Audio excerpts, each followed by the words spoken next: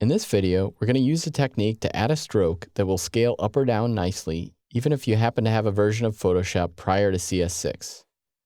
Additionally, you may find in certain cases using CC that you like this technique better, especially for complex shapes. So let's start the way we did in a previous video. I've got a new document open. I'm going to create a new layer, and I'm going to use the rectangular selection tool and just drag out a rectangle.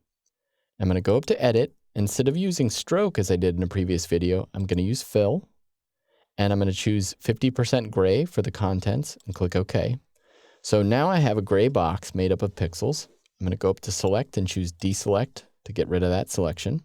Now let's add the stroke as some layer effects. So I'm just going to go over to the layer and double click on the right side of the layer in the layers panel. That'll bring up the layer style dialog, and I'm just going to go to stroke.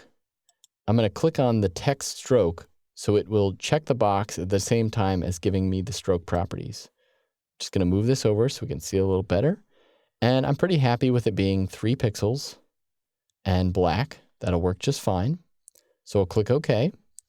I'm going to select the Move tool. I'm going to drag the shape a little bit to the left and hide the Properties panel. And now, just as I did in a previous video, I'm going to scale this over. And you can see that the stroke is not being distorted. I'm just going to click the check mark to apply this transformation. I'm going to turn off Show Transform Controls so you can just see the shape. The reason this works is the effect is being drawn on the pixels after the fact. So we can do all kinds of things to the pixels in the layer, and the stroke will be drawn after those things are applied. So we have a nice clean stroke that can be scaled up or down using the layer effects. And again, this will work in Photoshop CS 5.5 and earlier, so this is a good way to have a flexible stroke in your wireframes. Additionally, using layer styles is helpful because they can easily be saved and shared across documents.